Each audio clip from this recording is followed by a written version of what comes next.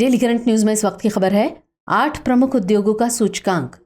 हाल ही में वाणिज्य और उद्योग मंत्रालय द्वारा जारी आंकड़ों के अनुसार भारत के 8 प्रमुख क्षेत्रों में अक्टूबर 2023 में पिछले वर्ष की तुलना में 12.1% की वृद्धि दर्ज की गई। सभी 8 प्रमुख उद्योगों के उत्पादन में अक्टूबर 2023 में पिछले वर्ष के इसी महीने की तुलना में सकारात्मक वृद्धि दर्ज की गई। इनमें शामिल है सीमेंट, कोयला, कच्चा तेल, बिजली, उर्वरक, प्राकृतिक गैस, रिफाइनरी उत्पाद और इस्पात। साथ ही जुलाई 2023 के लिए 8 प्रमुख उद्योगों के सूचकांक की अंतिम वृद्धि दर को संशोधित कर 8.5% कर दिया गया है। सूचकांक के प्रमुख बिंदुओं के तहत सीमेंट की बात करें तो अक्टूबर 2023 की तुलना में अक्टूबर 2023 में सीमेंट उत्पादन 17.1% बढ़ गया। अप्रैल से अक्टूबर 2023-24 के दौरान इसका संचयी सूचकांक पिछले वर्ष की इसी अवधि की तुलना में 12.2% बढ़ गया। बात करें कोयला की तो कोयला उत्पादन अक्टूबर 2022 की तुलना में अक्टूबर 2023 में 18.4% बढ़ गया।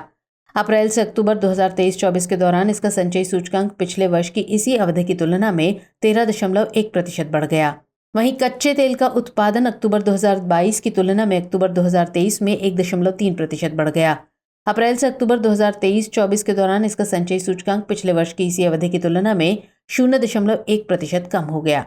बिजली उत्पादन की बात करें तो ये अक्टूबर 2022 की तुलना में अक्टूबर 2023 में 20.3% बढ़ गया।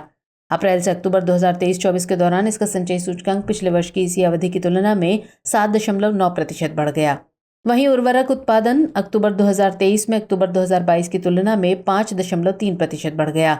अप्रैल से अक्टूबर 2023-24 के दौरान इसका संचयी सूचकांक पिछले वर्ष की इसी अवधि की तुलना में 6.7% बढ़ गया। प्राकृतिक गैस का उत्पादन अक्टूबर 2022 की तुलना में अक्टूबर 2023 में 9.9% बढ़ गया और अप्रैल से अक्टूबर 2023-24 के दौरान इसका संचयी सूचकांक पिछले वर्ष की इसी अवधि की तुलना में 5.1% बढ़ गया। पेट्रोलियम रिफाइनरी उत्पादन अक्टूबर 2022 की तुलना में अक्टूबर 2023 में 4.2% बढ़ गया।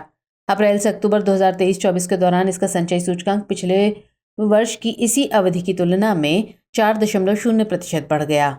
स्टील उत्पादन की बात करें तो अक्टूबर 2022 की तुलना में अक्टूबर 2023 में 11.0% बढ़ गया।